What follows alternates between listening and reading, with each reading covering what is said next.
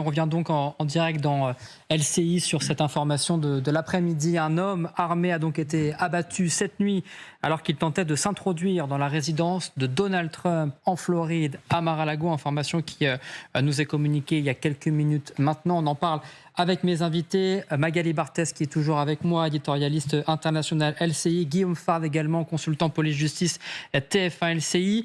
On en parle également avec Gilles Meili. Bonjour, vous êtes directeur de la publication de la revue Conflit.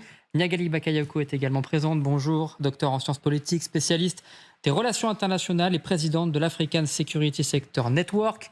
Vincent Crouzet est également avec nous. Bonsoir Vincent, expert en renseignement, écrivain. Je rappelle que vous êtes auteur de ce livre, Le jour où je suis devenu espion, aux éditions de l'Observatoire. Et puis le général Benoît Durieux nous fait le plaisir d'être ici. Bonjour, ancien directeur de l'Institut des hautes études pour défense nationale et enseignant notamment à Paris, Panthéon-Assas. Voilà donc pour la présentation et cette information donc qui vient de nous parvenir. Un homme qui s'est introduit cette nuit dans la résidence de Mar-a-Lago de Donald Trump. Il a été abattu. Il était armé d'un fusil, Magali Barthès, c'est ça les dernières informations que l'on a aujourd'hui. D'un fusil et d'un bidon d'essence, manifestement. Et cet homme a été abattu donc, alors qu'il tentait de pénétrer en effet dans le périmètre sécurisé de Mar-a-Lago. Mar-a-Lago, c'est un grand complexe hôtelier, le club privé de Donald Trump. Vous le disiez, Donald Trump n'était pas présent à ce moment-là. Il était à Washington avec son épouse. Mais donc cet homme dont on n'a pas le nom encore parce que visiblement les autorités prennent le temps évidemment de prévenir aussi la famille, mais serait âgé d'une vingtaine d'années, c'est ce que nous disent les enquêteurs, et il a tenté d'entrer dans ce complexe de Mar-a-Lago aux alentours d'1h30 du matin, avec donc ce fusil et ce fusil de chasse et ce bidon d'essence par la porte nord du complexe, nous dit-on. Et c'est à ce moment-là, évidemment, que les forces de l'ordre se sont interposées et l'ont abattu, puisqu'il donnait évidemment des signes de dangerosité. Pour le moment, il y a eu une conférence de presse des enquêteurs qui ont expliqué qu'en effet, ils étaient en train d'essayer de comprendre les motivations de l'assaillant, sachant qu'il a été demandé aux résidents qui habitent autour de Mar-a-Lago d'essayer de participer à l'enquête en regardant notamment avec leurs vidéos de caméras de surveillance éventuellement s'ils pouvaient avoir des indices à fournir aux forces de l'ordre. Voilà où est-ce qu'on en est à cette heure. Une précision importante, les forces de l'ordre qui ont donc abattu cet homme qui est menaçant, chez les forces de l'ordre, il n'y a aucun blessé, aucune victime. Intrusion donc aux alentours d'1h30 ce matin, alors que Donald Trump et Melania Trump étaient à Washington. Il y avait un dîner avec les gouverneurs des États hier à la Maison-Blanche. C'était public, donc peut-être parce qu'on peut se demander si l'assaillant savait ou pas que Donald Trump n'était pas à l'intérieur de sa résidence, mais il était public, il y avait un dîner avec les gouverneurs. Ce qui est assez sidérant, c'est que ce n'est pas la première fois que Donald Trump est visé comme cela. On a évidemment tous en tête les images de ce meeting en pleine campagne où il échappe de peu à centimètres près une balle justement près de l'oreille à la mort, si je puis dire, clairement. Et notamment, Vincent, on se posait la question parce que ce n'est pas la première fois que cette résidence de Mar-a-Lago elle est attaquée, même si là on parle vraiment de la propriété de Donald Trump. Oui, en fait, l'attentat déjoué du 15 septembre se déroulait sur le golfe de West Palm Beach, donc le Trump International Golf, qui est distant tout de même de la résidence de Mar-a-Lago. On se souvient que l'assaillant avait réussi à pénétrer sur le golfe et à s'y cacher. Il avait été abattu par le Secret Service à l'époque. Je dois dire que le shérif du comté, qui s'appelle Rick Bradshaw, va devenir le shérif le plus célèbre des États-Unis. C'est la deuxième fois qu'on le voit faire des conférences de presse. En plus, il a un physique très américain, de shérif américain.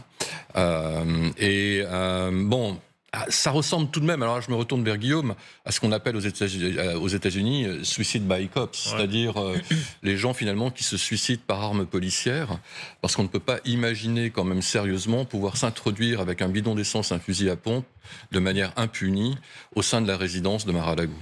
Ça, effectivement, quand cette personne sera identifiée, sans doute que les services américains l'ont déjà identifié, ils vont pouvoir regarder s'il y a des antécédents éventuels, si son nom figure dans des fichiers de police, des fichiers de renseignement, et ainsi avoir une idée un peu plus précise du profil et de ses intentions, et notamment déterminer si c'est un acte seul, isolé, comme ça peut arriver aux États-Unis, les active shooters, comme on les appelle parfois, ou ceux qui recherchent la confrontation avec les forces de l'ordre jusqu'à la mort, ce qu'on appelle le suicide by cop. Effectivement, vous avez tout à fait raison.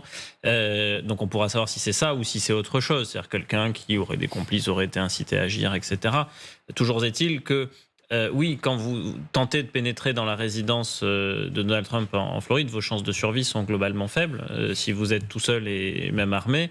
Maintenant, pour les faits qui ont été relatés au mois de septembre dernier, dans le Golfe, dans le Golfe où Donald Trump était en train de s'entraîner, cette personne-là, ça a surpris aussi beaucoup d'observateurs avisés qu'elle puisse s'introduire dans ce Golfe, se rapprocher du président alors même qu'il était sur son parcours, et que cette personne parvienne à lui tirer dessus. Alors, sans le blesser, sans le toucher, mais il y a quand même eu déjà un premier niveau d'interrogation. C'est vrai. Donc, présumer des chances, oui, les choses sont faibles, mais peut-être que certains se disent, après tout, en Pennsylvanie, là aussi, quelle surprise, ça a valu le limogeage de la chef du Secret Service. Secret Service qui donnait des leçons à la terre entière sur comment il fallait protéger le président des États-Unis et qui imposait son protocole partout où le président se déplaçait. On a quand même vu qu'il n'était pas parvenu à empêcher un tireur embusqué, c'est-à-dire quelqu'un qui avait eu le temps de se poster avec un fusil à lunettes, de tirer à plusieurs reprises. Donc il y a quand même déjà eu beaucoup de ratés autour de la sécurité de Donald Trump. C'est vrai qu'on peut parler de failles dans ces cas-là. Gilles Melly, votre première réaction? Oui, en fait, le seul fait avéré, c'est qu'il a été tué par la police. On ne sait pas s'il a tiré ou pas, donc on ne sait pas dans quelles conditions les forces de l'ordre ont ouvert le feu. Si les policiers ou les forces de l'ordre ne tiraient pas, on ne serait pas là en train de parler de cette chose-là. Il n'y avait pas de menace parce que le pavillon n'était pas élevé, le président était à Washington. Il était loin de tout.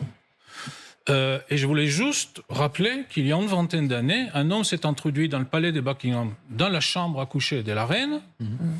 Elle s'est assise sur son lit, elle a discuté tranquillement avec lui avant d'appeler les services de sécurité qu'il avait interpellés. Et il est arrivé à 1,50 m de la reine. Donc je pense qu'on est face à une situation où, plutôt que suicide by cop, c'est shoot first, ask questions later. Alors on a des informations justement sur l'arme et l'utilisation de l'arme par cette personne. On va juste retrouver en direct à Washington, évidemment, Mathieu Dorian, notre correspondant sur place, parce qu'évidemment, on se pose la question, c'est le petit matin aux États-Unis actuellement. Est-ce qu'on a d'autres informations sur ce qui s'est passé à Mar-a-Lago ? Alors les médias américains reprennent le peu d'informations qui sont à notre disposition pour l'instant. Vous en avez fait la liste presque exhaustive, mais il faut noter le média CNN qui apporte quelques précisions peut-être sur les circonstances dans lesquelles cet homme d'une vingtaine d'années a été abattu cette nuit. Vous l'avez dit, il était armé vraisemblablement d'un fusil de chasse ou d'un fusil à pompe et portait également un jerrycan d'essence, et apparemment ce sont deux membres du Secret Service qui l'ont confronté, et au moment de cette confrontation, eh bien, l'homme aurait lâché son bidon d'essence et se serait mis, je cite, en position de tir, et c'est à ce moment-là qu'il aurait donc été abattu. Aucun membre du Secret Service, vous l'avez dit, n'a été blessé dans l'incident, et on ne connaît pas les motivations du tireur. On ne connaît pas non plus son identité. Le Secret Service veut d'abord notifier la famille du tireur, mais les informations arrivent vraiment pour l'instant au compte-gouttes. Merci beaucoup Mathieu Dorian. Niagale Bakayoko, on a visiblement affaire là à un homme qui était déterminé à attaquer. Alors, le président américain peut-être pas, parce qu'évidemment il n'était pas présent et les informations étaient ouvertes comme quoi il n'était pas présent sur place, mais en tout cas il était prêt à attaquer avec arme au poing. Moi, ce que je trouve frappant, ce sont quand même les failles relativement régulières dans la sécurité des plus hautes personnalités américaines. Il y a eu faille là pour vous ? Quand même que quelqu'un puisse s'approcher à ce point de la résidence du président des États-Unis, pénétrer, oui, je pense qu'on peut imaginer qu'il y a un dispositif aux alentours quand même qui est positionné. Ça, c'est la première chose. D'autre part, la jeunesse manifestement du tireur qui renvoie comme on l'a vu avec l'assassinat de Charlie Kirk, aussi avec cette tendance américaine historique, mais qui ne se dément pas, voire qui s'aggrave, à recourir aux armes à feu dans un contexte constitutionnel qui, de toute façon, est favorable à cela. Général Benoît Durieux, Je quand veux même, juste dire que Lee Harvey avait 24 ans. C'est lui qui a tué Kennedy. Donc c'est probablement l'âge. C'est ça. c'est vrai que on peut faire le parallèle. Bon, après, encore une Non, fois, faut. juste pour l'âge. Mais c'est vrai que là, je parle général Benoît Durieux. Avant de parler évidemment d'éventuelles failles ou non de services de sécurité, en tout cas sur ce sujet-là, on a quand même une nouvelle fois un président américain qui est ciblé concrètement. Oui, qui est ciblé, mais ça, je pense que c'est pas une énorme surprise. Et je pense que pour le président américain, cet épisode est, à mon avis, doublement fâcheux, parce que d'une part, effectivement, quelqu'un est parvenu à pénétrer dans une sorte de périmètre de sécurité. Et puis, deuxième point, il a été tué. Et même si c'est effectivement la culture américaine, je ne pense pas que ça soit très bon quand même pour le président. Ouais. Puis voilà. Puis une troisième conclusion, parce qu'on parlera peut-être de situation internationale tout à l'heure, c'est que on voit très bien que dans une situation qui est très instable un peu partout dans le monde, la stabilité tient à pas grand-chose. On ne sait pas très bien ce qui se passerait si effectivement le président Trump était tué, ce qui se passerait au sein de la société américaine d'abord, et puis ensuite ce que ferait son successeur qu'on connaît, mais dont on sait aussi qu'il est pas beaucoup plus contrôlable probablement que Donald Trump. Oui, malheureusement, le général a raison. On aurait droit à J.D. Vance. Je ne suis pas certain que ce soit une très bonne nouvelle. Non, je voulais rebondir sur ce que disait Niagalé. Il n'y a pas de risque zéro en matière de protection rapprochée. Tous les professionnels de la protection rapprochée dans le monde le disent. C'est absolument impossible de garantir, y compris au président des États-Unis qui bénéficie d'une bulle complète c'est impressionnant, de sécurité. Et je voulais revenir donc au limogeage de la patronne du Secret Service donc en 2024. Elle a été remplacée par Sean Corran, qui était donc le chef d'escorte de Trump à Butler justement à ce moment-là, et dans lequel il fait une confiance absolue. Vous savez, c'est le type avec les lunettes noires qui était au-dessus de Trump, etc., et qui est un chef du Secret Service vraiment de choc. Est-ce que ça va, Magali ? Sachant que, quand même, on parle de Butler, donc ça c'était le 13 juillet avant son élection, et puis en septembre, pareil, 2024, dans la tentative d'assassinat dans le golfe de West Palm Beach, à chaque fois, Donald Trump était encore que candidat. Aujourd'hui, il est président, donc certainement que la sécurité est encore renforcée. On a quelques précisions quand même sur l'affrontement, l'échange qu'il y a eu entre l'assaillant, donc tout à l'heure, enfin cette nuit, et les secret services, puisque manifestement, d'après le shérif Bradshaw du comté de Palm Beach qui a donné cette conférence de presse, les seuls mots que nous lui avons adressés étaient « lâchez ce que vous portez », c'est-à-dire le bidon d'essence et le fusil. À ce moment-là, il a posé le bidon d'essence et il a levé le fusil en position de tir. Et c'est là qu'un policier donc du comté de Palm Beach et des agents du Secret Service ont fait feu et neutralisé la menace. Voilà ce que voilà ce que dit le shérif. Le suspect est décédé sur place, aucun agent blessé. Donc ça y est, on commence à comprendre un petit peu ce qui s'est déroulé donc à 1h30 du matin. Guillaume Fard, quand on a ces nouveaux éléments, est-ce qu'on peut parler de faille, entre guillemets, d'avoir laissé approcher un homme visiblement assez véhément et assez dangereux, ou au contraire, là, sur ce point-là, les Secret Service et le dispositif de sécurité a parfaitement fonctionné, justement, dès qu'ils ont pu intervenir. Eux, ils ont un protocole d'action qui est très strict. Vous avez quelqu'un qui plus est armé, qui vient à proximité immédiate d'une résidence qui est la résidence habituelle de Donald Trump, même s'il n'y séjourne pas au moment des faits. La personne a une arme, ne veut pas s'en départir après sommation et tire. Enfin, j'imagine que c'est leur cadre réglementaire d'action. Ils en ont nécessairement un.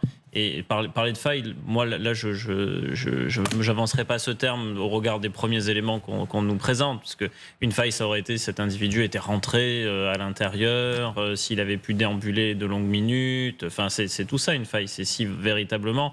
On prend le cas d'hypothèse où le président aurait séjourné là, lui, avec des membres de sa famille, son épouse, et où cet individu aurait pu s'approcher là, des premiers éléments qui nous sont communiqués par les autorités américaines.